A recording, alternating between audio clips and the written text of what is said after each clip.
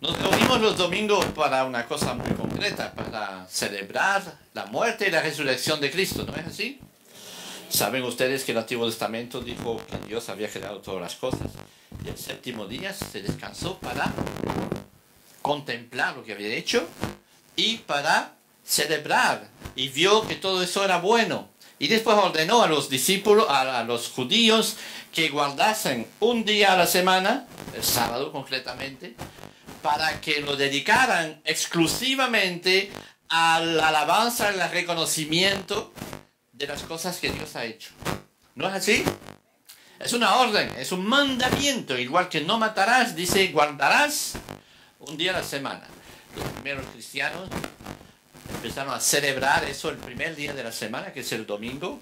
¿Por qué? Porque Cristo murió y resucitó. Entonces nos reunimos los domingos y apartamos en nuestra sociedad cristiana el domingo, día del domingo, para celebrar y adorar a Dios. Y espero que lo estén haciendo, viniendo aquí, o si los que se quedaron en casa lo están haciendo en casa, porque en definitiva no es tanto venir aquí o no venir aquí, pero es hacerlo. Mejor si lo haces aquí entre los hermanos y podemos comulgar los unos con los otros. ¿Quién dice amén a esto? A ver, Jesús molesta. ¿Te ha molestado esta semana? Jesús molesta cuando actúa no según lo que hemos pensado. Jesús siempre actúa, ¿no creéis? Dice que responde a la oración, pero a veces dice no, y eso molesta. ¿No crees? Hemos visto los domingos pasados, hemos seguido una serie de predicación sobre este Jesús que molesta. Hemos visto y meditado sobre varios textos de los evangelios, en principio, ya desde el comienzo, cuando llama a sus discípulos a seguirle. Hay una decisión que tomar, decir sí o no, y eso molesta porque a muchas personas les gustaría decir, no, me gustaría mejor nunca tener que contestar a eso, porque si digo que sí, entonces tengo que dejar esto. Si digo que no, entonces tengo que dejar esto. Y la gente le gusta estar entre dos aguas, ¿verdad? Cuando le conviene dice sí, cuando le conviene dice que no, ¿verdad? Y estamos ahí pasando la vida entre un lado y el otro. Somos cristianos, pero no del todo. Somos malos, pero no del todo, ¿verdad? Y pensamos que podemos vivir así. Cristo viene y dice, oye, tienes que decidirte. Sígueme. Y los discípulos dejaron todo y lo han seguido. Y tuvieron la decisión que les llevó a morir por Cristo. Pero, qué gozo vivir con Cristo. ¿No es así? Nos confronta con aspectos de nuestras vidas que nos resultan desagradables después, porque Jesús quiere sanarnos, quiere poner en evidencias ciertos aspectos de nuestras vidas. Entonces sí, hemos empezado a seguir a Cristo, pero cuando vemos que empieza a quitarnos la máscara y empieza a querer sanar nuestro interior y hacer cosas en nuestras vidas, entonces eso no nos gusta tanto, nos molesta, y nos enfriamos, nos separamos o venimos de vez en cuando para guardar el contacto, pero después nada. Y eso nos molesta, pero Cristo viene para sanar nuestros corazones. Amén. Quiere hacer una obra de redención en nuestras vidas. Y hemos empezado esta confrontación sobre este estado de ánimo que es el enojo. Y hemos hablado 2 domingos pasados sobre los enojos y cómo tratarlos. ¿Nunca les ha ocurrido estar molesto? Porque Jesús ahora no actúa según nuestro pensar. Y eso es lo que vamos a hablar hoy. Jesús nos molesta porque no actúa como nosotros nos gustaría que actuara. Y vamos a verlo a través de una historia que encontramos en los evangelios, en el evangelio de Marcos concretamente. Pero antes me gustaría hacer una pregunta. ¿Cuál sería la mejor noticia para ustedes hoy? Piénsalo. En tu propia vida, en tu contexto. ¿Y cuál sería la mejor noticia que podrías oír hoy?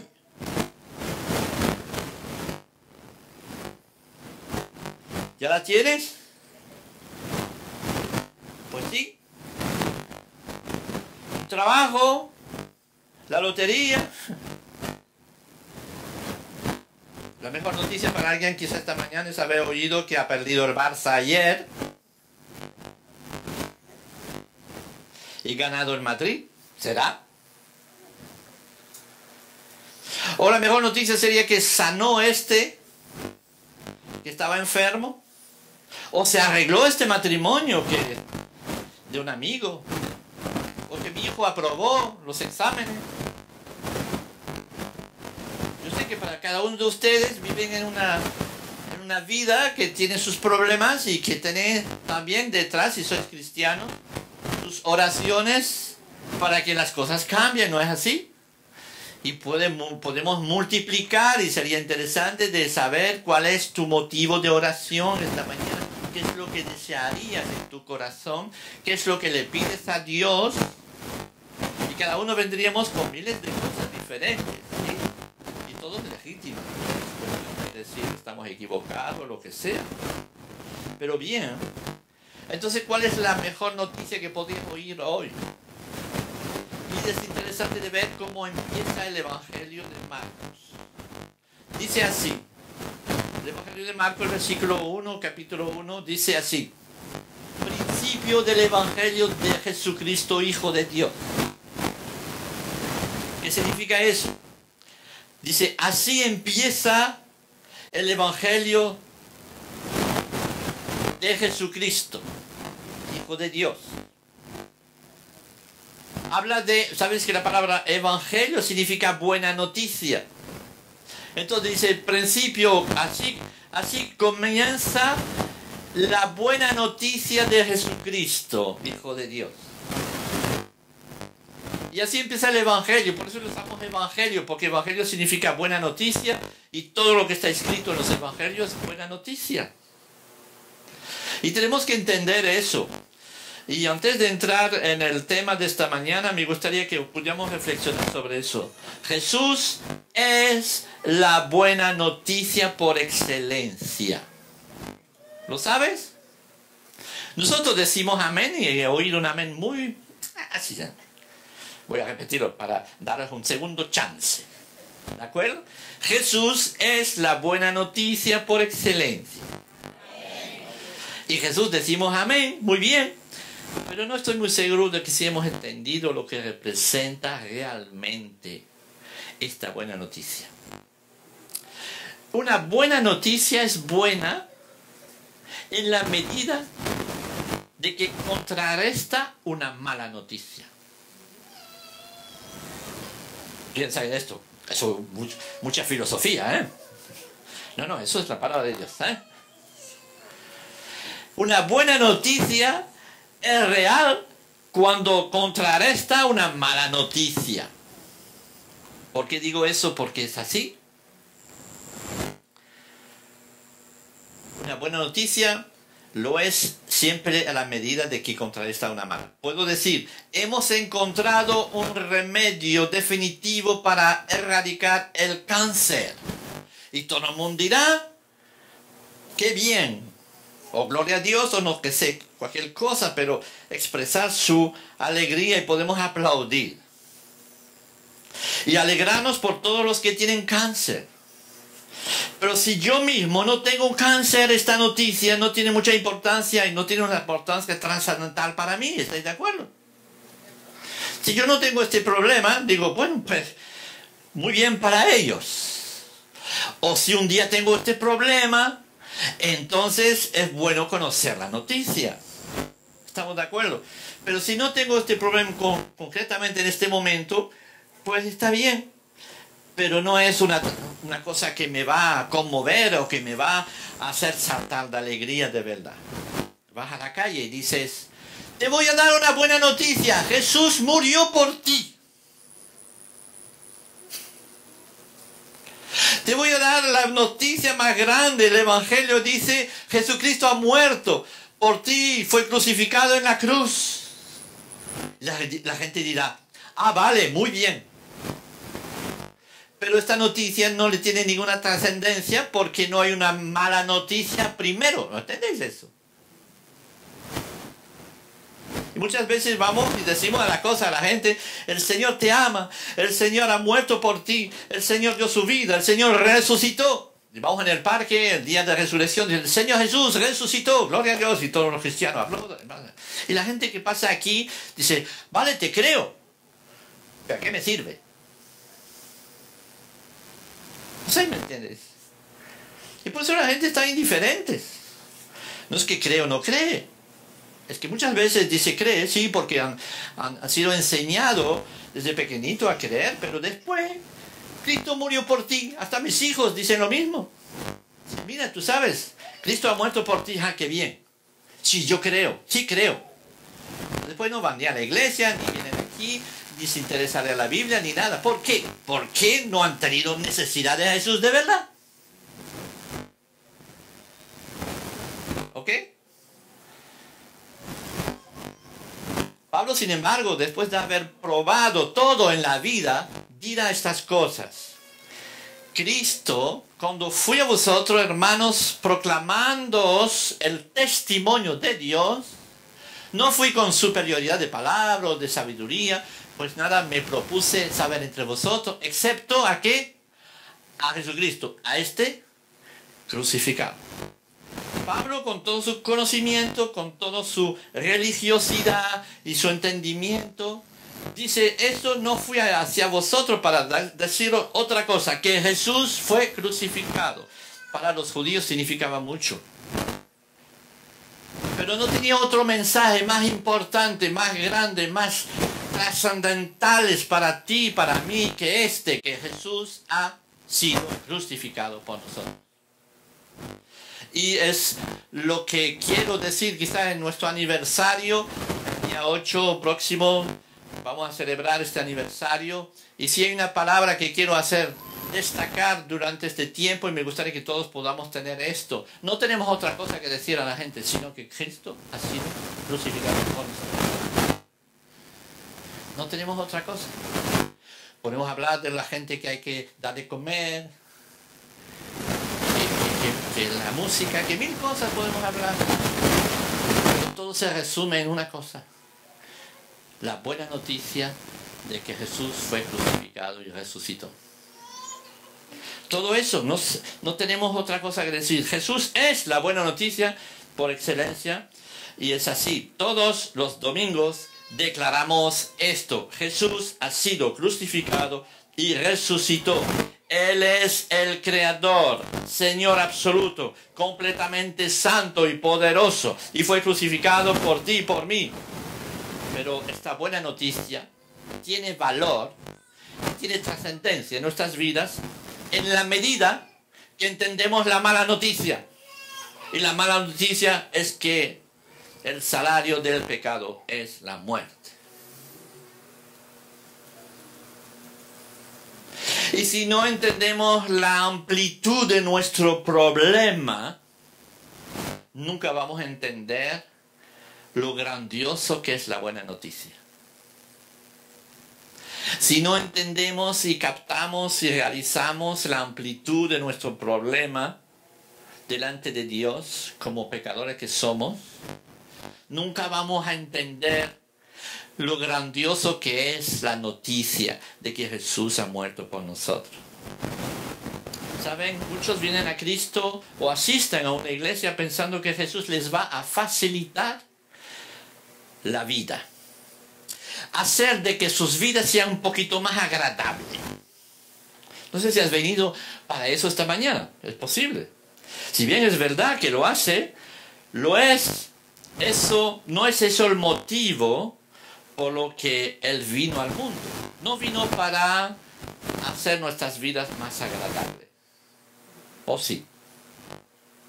No, vino para morir en la cruz.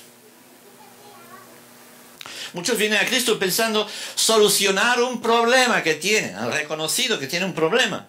Pero pocos vienen a Él para solucionar el problema.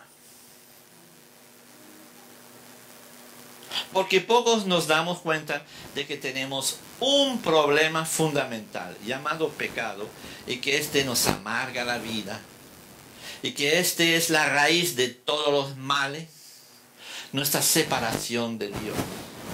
Fuimos destituidos de la gracia divina. Pero en Jesucristo tenemos la salvación. Si no te das cuenta de la esencia de tu problema y de su gravedad y de sus consecuencias, que es la muerte, pero no solamente la muerte física que todo el mundo tenemos que pasar, pues si la tenemos que pasar todos, pues cara, ¿qué vamos a hacer? ¿Verdad? Sino la muerte total y completa, separación de Dios para la eternidad. Si no te das cuenta de eso, entonces nunca te vas a dar cuenta de la importancia de la buena noticia, que es Jesucristo. O tendrá una importancia secundaria, como la tienen muchos creyentes. Muchos somos creyentes en Cristo, pero no nos damos cuenta de la importancia de esta noticia. Entonces, seguimos viviendo vida normal como todo el mundo. Y ya está. Sí, tengo a Jesús en mi bolsillo para cuando tengo un problema lo saco. ¿Ah? Como la tarjeta de crédito. Oh, la vuelvo a poner. Así es. Por eso digo que la buena noticia de Jesucristo es molesta, porque nos obliga a considerar nuestro estado para que sea buena noticia. Es como un paracaídas. Fíjate, yo tengo una mochila y dame una mochila ahí, cualquier cosa. Ahí tenemos una mochila. Gracias por la mochila. ¿Tú ves? Me dan una mochila. Tú entras en un avión, te dicen las azafatas, por favor pónganse la mochila, ¿verdad? Y es un poco incómoda. Mira que está pequeñita y está bien, no tiene mucha carga dentro, está bien, pero bueno. ¿Eh? ¿Y puedes imaginar? Te da una mochila en un avión, te sientas en el sillón, molesta, está un poco raro y tal. Y es que viaje más incómodo, ¿no? Pero claro, en el transcurso del viaje te dicen, miren ustedes, vamos a tener que saltar que el avión se va a pique, ¿no? Entonces te levantas y dices, oh, y la azafata dice, no, pero tú tienes el paracaído ahí, no te preocupes, solamente tiras de la cuerda cuando saltas, ¿no? Entonces de repente esta mochila que era muy incómoda antes, se hace muy cómoda, ¿no? ¿No creéis? Ay, ya no la siento, ya no me pesa, ya está ahí, estoy muy tranquilo porque ahí tengo mi salvación sobre mí. ¡Wow! ¿Ves la diferencia? ¿Eh? Y hay gente que piensa que el Evangelio es una molestia, pero la molestia que salva, amén. ¿Qué diferencia hay, no? Gracias, puedes devolver la mochila para que la tenga para saltar si acaso. ¿De acuerdo? Vamos a leer Marcos 5, capítulo 5, versículo 21 a 23. Una historia donde vamos a ver que Jesús molesta porque no contesta muy bien a lo que uno desea de entrada. O al principio. Es una historia que encontramos cuando Jesús pasa otra vez en la barca al otro lado. Se reunió una gran multitud alrededor de él y se quedó junto al mar. Y vino uno de los oficiales de la sinagoga, llamado Jairo. Está por aquí, ¿no? ¿Dónde está Jairo? Aquí está. Bueno. Y al verle se postró a sus pies y le rogaba con insistencia diciendo, mi hijita está al borde de la muerte. Va a ser mi hijito, ¿no? Está bien. Al borde de la muerte. Te ruego que vengas y pongas las manos sobre ella para que se sane y viva. Es extraordinario. ¿Sabes cómo se llamó o cómo se ha nombrado este capítulo de San Marcos?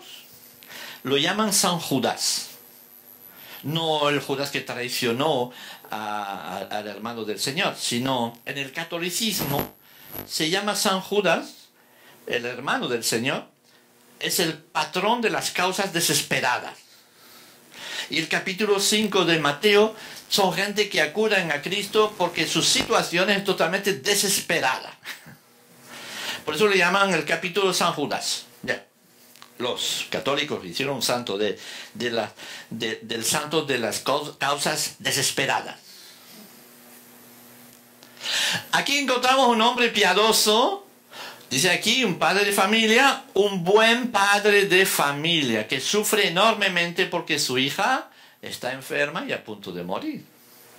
Una situación trágica en el corazón de esta persona, dice al principio, un hombre que era justamente de la sinagoga, un hombre importante, un hombre piadoso. Es interesante de ver que en este capítulo justo antes Jesús tocó a un endemoniado y le liberó de sus demonios. Ahora está en contacto con un buen hombre, padre de familia.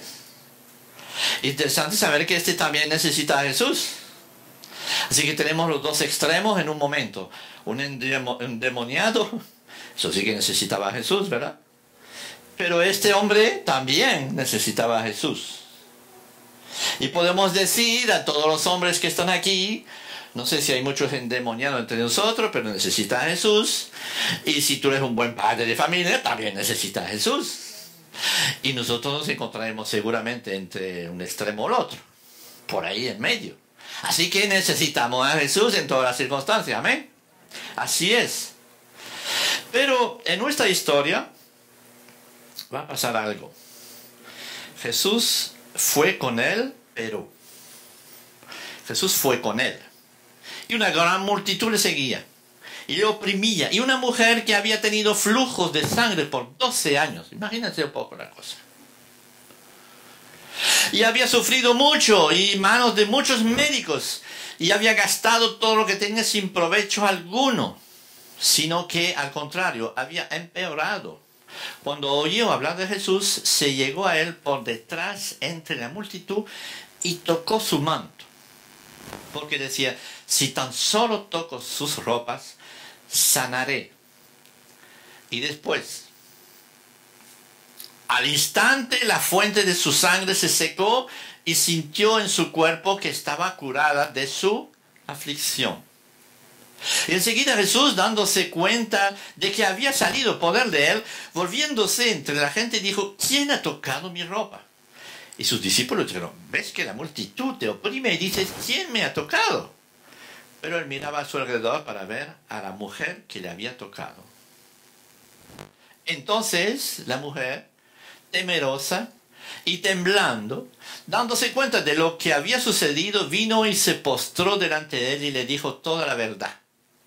Y Jesús le dijo, hija, tu fe te ha sanado. Vete en paz y queda sana de tu aflicción. Recordemos, Jesús está atendiendo a un buen padre. En el lugar de arreglar su problema de forma inmediata, Jesús va a amonestarle a él. ¿Molestarle? Me dirán, sí, pues sí, le va a molestar. Para este padre, su hija tenía prioridad, ¿no creéis? Señor, mi hija se está muriendo. ¿Qué pasa? Ahora viene una mujer, interrumpe el proceso, la urgencia y todo lo que puede tener en mente este señor, este buen padre. Y podemos decir quién le va a echar en cara de preocuparse por su hija en primer lugar. ¿Estamos de acuerdo? Cualquier padre pondría prioridad absoluta en la necesidad de sus hijos. Es obvio. Pero aquí viene el Señor Jesús y interrumpe este contacto. Estaba dispuesto a ir con él, pero de repente se para y dice, oye, alguien me ha tocado ahí. Tengo que solucionar otro problema.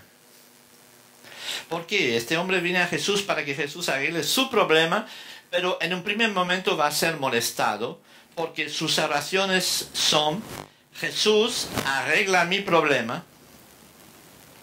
Está como empujando una roca gorda todos los días, desde meses, empujando esta roca que no se mueve. ¿Nunca les ha pasado eso en vuestras oraciones? tener problemas vosotros desde hace años y estáis empujando esta roca y no se mueve. Y llega un momento donde dice, wow, estoy harto de empujar esta roca. Y empieza a bajar un brazo. Sí, el Señor me dijo de empujar y de orar, de seguir orando, pero bueno. Y pronto se baja el otro, ¿no?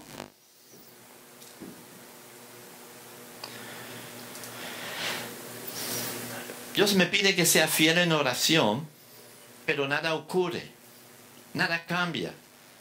Dios me ha abandonado.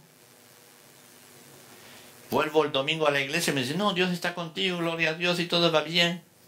Y yo vuelvo el lunes, empujo y nada, no se mueve.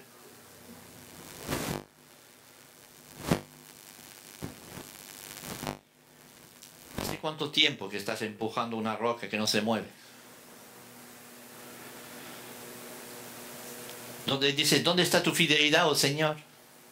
Tu fidelidad es grande. Y el lunes, y viene el lunes por la noche, tu fidelidad es grande. Y el martes por la mañana.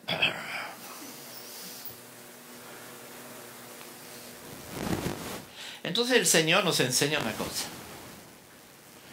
El Señor nunca nos ha pedido mover la roca. Nos dijo, empújala, pero no dijo, tienes que moverla. Parece absurdo, ¿eh? Dice, sí, tienes que empujarla. Pero nunca te dijo, tienes que moverla tú. Yo lo haré. En su tiempo, en mi tiempo, no te preocupes. Tú empujas. ¿Por qué? ¿Por qué no dice empujar? El Señor nos dice, mira los músculos que has sacado. Mira lo fuerte que te has puesto. Mira los beneficios que has sido creado en tu interior, en tu vida espiritual. Mira la paciencia como ha crecido en ti. Mira cómo has sido fortalecido en tu cuerpo espiritual, en tu fe. Paciencia. La paciencia que fortalece la confianza y que fortalece la fe. Uno dijo, Señor, dame la paciencia, pero ya. ¿No? Pedirle la paciencia a Dios es estar dispuesto a ser enviado a la cola. Sí, Señor, dame paciencia. Vale, vete a la cola de todo el mundo. Cuando te tocará. Eso es la primera cosa que le va a enseñar a este hombre Jesús con esta historia de la mujer. La segunda cosa es que Dios lo hará, pero a su manera. ¿Ah? Por eso el Señor, este hombre va a ser molesto por 4 cosas en su interior. ¿Ah? Primero, va a ser molesto porque no es el tiempo de Jesús. Jesús tiene su tiempo, Dios tiene su tiempo, Él sabe las cosas, Dios tiene su reloj personal, ¿verdad? Tenemos que aprender que el tiempo de Dios no siempre corresponde a nuestro. El poder de Dios se manifiesta en su fidelidad y no en su puntualidad. Alguien dirá, ¿será que Dios es venezolano? Pero bueno, es otra cosa. No, porque su puntualidad, el Señor tiene puntualidad, pero que no es la nuestra, ¿ok? Es diferente. Para este hombre su urgencia era su hija. Tiene que intervenir ya. Pero Dios le quiere enseñar la paciencia. Que la paciencia fortalece su fe. Pedir la paciencia a Dios a veces nos puede costar aprender muchas cosas. El segundo punto es que Jesús hará, pero a su manera. Otra cosa que esté bien, para que este buen padre pueda entender, lo haré, pero a mi manera. Nosotros oremos y pedimos a Dios que lo haga de cierta manera, siempre. Dice, Señor, tú tienes que hacer eso y hacer eso, y de esta manera, y bueno, y vas a hacer que mi hijo se convierta y que haga tal cosa, y exactamente, y que un día sea un pastor como yo, y todas estas cosas. Y estamos ahí delante de Dios y pidiendo esto, eso, tú tienes que hacerlo de esta manera. Yo tengo otros planes que van mucho más allá de lo que tú puedes pensar. Y esto nos molesta, ¿verdad? De que los planes de Dios sean diferentes a lo que nosotros pensamos. Y después Dios nos molesta por sus decisiones o sus elecciones. Y ahí volvemos a la mujer.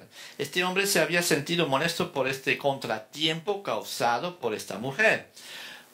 ¿Una mujer más importante que mi hija? ¿Una mujer que tiene un problema con las reglas? Y saben ustedes que en el tiempo de Jesús, en el tiempo de la religión judía, una mujer cuando tiene reglas es impura. No puede ir a la iglesia, al templo. No puede tocar ningún hombre. No puede tocar a nadie porque es impura. Pero eso dura un periodo de tiempo poco. Y entonces después todo vuelve en orden y puede volver a hacer las actividades normales. Eso era la religión de la época, porque el Antiguo Testamento lo dice, etc. Pero esta señora, la pobre, le duró 12 años este problema, sin parar. Significa que fue impura durante 12 años, rechazado, no podía tocar nada, no podía ir al templo, no podía hacer nada. Era rechazado y dice que fue a los médicos y le arruinaron.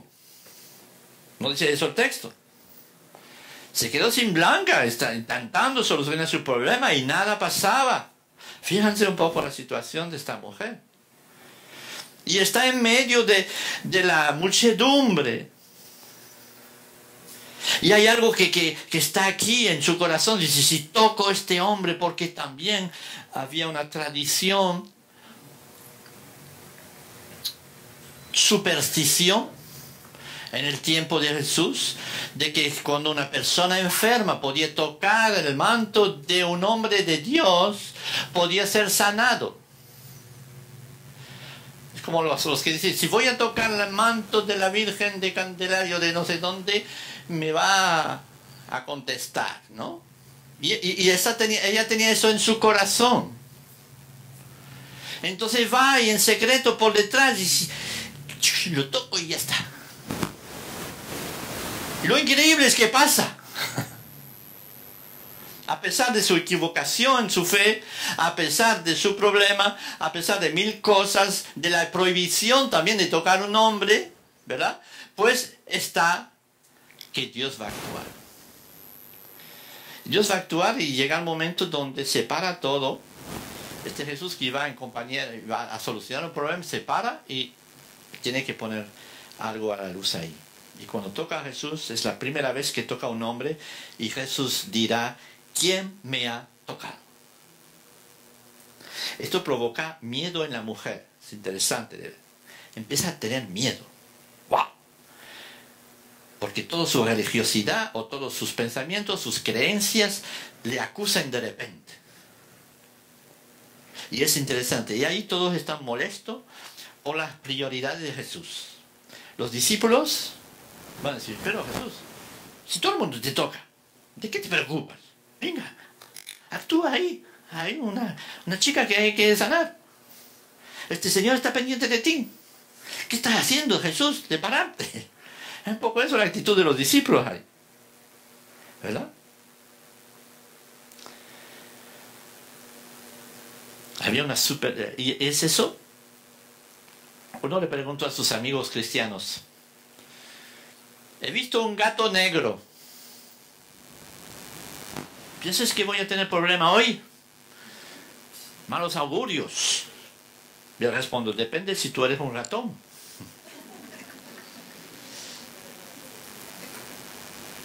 Sí, la clave de este pasaje es entender que si depositamos nuestra fe en Cristo, en su perdón, en su amor, nuestra identidad ha cambiado, somos hijos de Dios, nuevas criaturas. Por eso le va a decir el Señor Jesús, no temes. La primera cosa que le va a decir a esta mujer, no temes. Esté tranquilo y cree, confía. Eso lo va a decir a Jairo después. Pero a esta mujer le va a decir también, no temas. Jesús va a transformar a esta mujer enferma y supersticiosa en una mujer sana con fe auténtica. Dice, mi hija, tu fe te ha salvado. No la superstición, no lo demás, sino tu fe en mí te ha salvado. ¿Qué diferencia? Volvemos a Jairo. Mientras estaba todavía hablando, vinieron de casa del oficial de la sinagoga diciendo: tu hija ha muerto.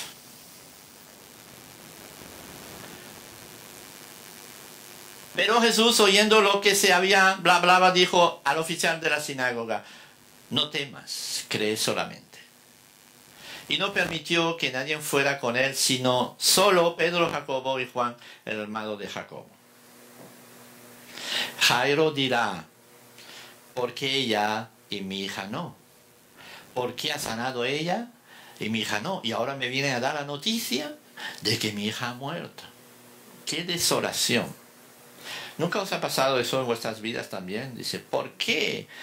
¿Por qué el Señor sanó a esta mujer y la mía se murió de lo que sea? ¿Por qué el Señor arregló la vida de este y yo? ¿Por qué el Señor, que yo soy creyente cristiano, que doy mi diezmo todos los meses a la iglesia? ¿Por qué me pasa a mí esto y a los otros que viven una vida bastante desordenada y de repente encuentran trabajo? ¿Por qué eso?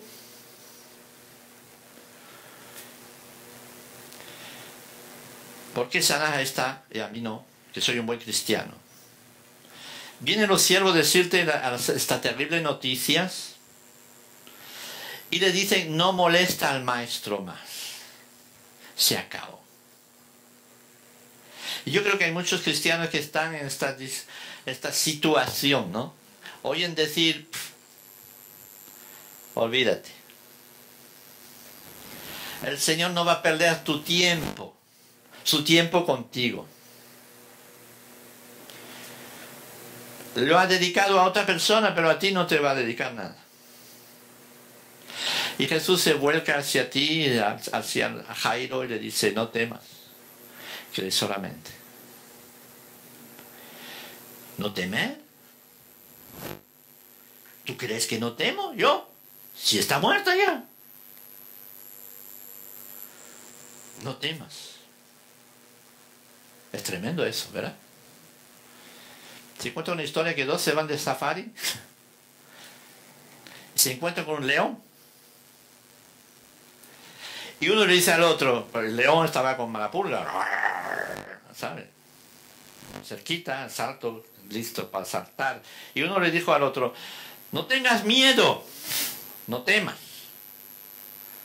He leído que cuando miras a los ojos firmemente, a los ojos del león, el león se va. Y dice el otro: sí, también lo he leído, pero no sé si el león lo ha leído. Hay momentos donde el no temas de Dios es un poco lo mismo, ¿no? Sí, sí, Señor, sé que tú me dices no temas, pero Él es consciente de que tú estás detrás de mí. ¿Está al tanto? Cree solamente. Lo que hace la diferencia no es la fuerza de tu fe, sino la persona en quien depositas tu fe. Y dice ahí, después, sigue. Y entrando les dijo: ¿por qué hacéis alboroto y lloréis? La niña no ha muerto, sino que está dormida. Y se burlaban de él. ¡Buah! Pero él, echando fuera a todos, tomó consigo al padre y la madre de la niña y a los que estaban con él, y entró donde estaba la niña.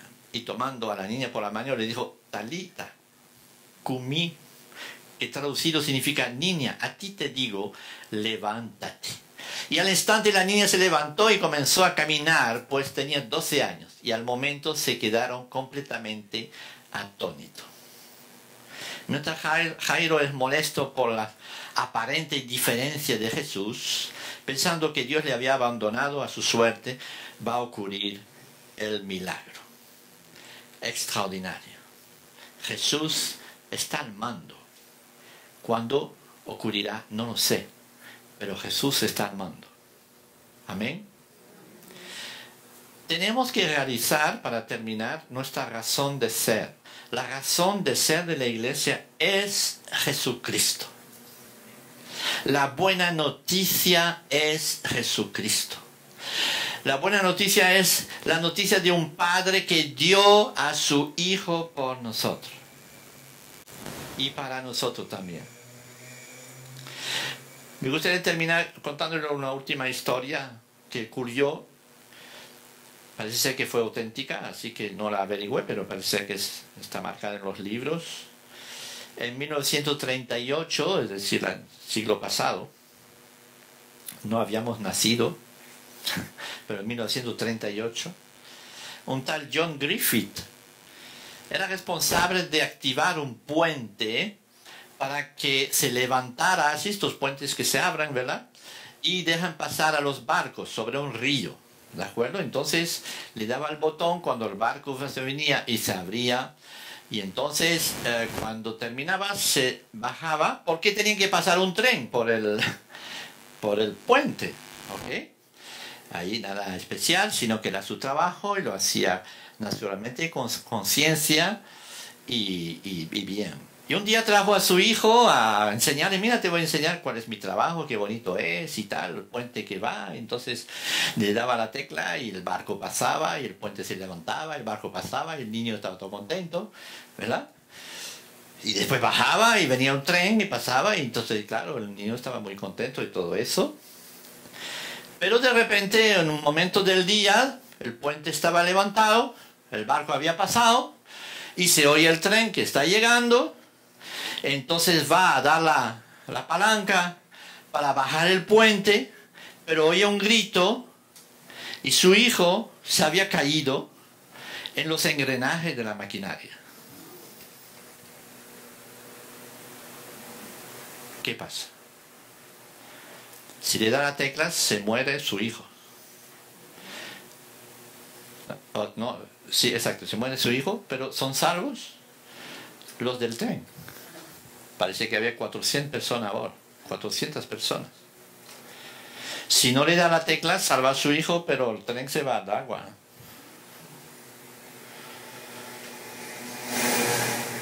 ¿Os dais cuenta un poco el dilema, el momento de elección? Y sin embargo sabemos que este hombre pues le dio la tecla, murió su hijo, salvó a los del tren. Y esta historia es una magnífica parábola de lo que hizo Cristo por nosotros. Lo que hizo Dios dando a su hijo por nosotros para salvarnos. Lo que no entendemos muy bien de esta historia es que la gente que estaba a bordo del tren estaba jugando a las cartas, totalmente despreocupado, sin saber lo que estaba ocurriendo en este momento. ¿Estáis de acuerdo? Y pasaron el puente y cuando llegaron a destino se le anunciaron la noticia. ¿Sabéis lo que ha pasado? Habéis escapado de una buena. ¿Por qué? Porque este hombre tuvo que apoyar el botón y se murió el hijo de él. ¡Wow! Y baja en la calle y le dice a la gente, Jesús murió por ti. ¿Ah? Pero os dais cuenta la dimensión. ¿Os dais cuenta un poquito lo absurdo que somos nosotros cuando no sabemos reconocer esto? Nos damos cuenta un poquito la dimensión de lo que hizo Dios para con nosotros, dando su Hijo, el único santo, el único justo, el único perfecto que viene y muere en nuestro lugar, nosotros pecadores, mentirosos, y da su vida en la cruz por nosotros, por misericordia, por amor, para rescatarnos, para salvarnos. Y conocemos la noticia, la hemos oído, la sabemos y la conocemos.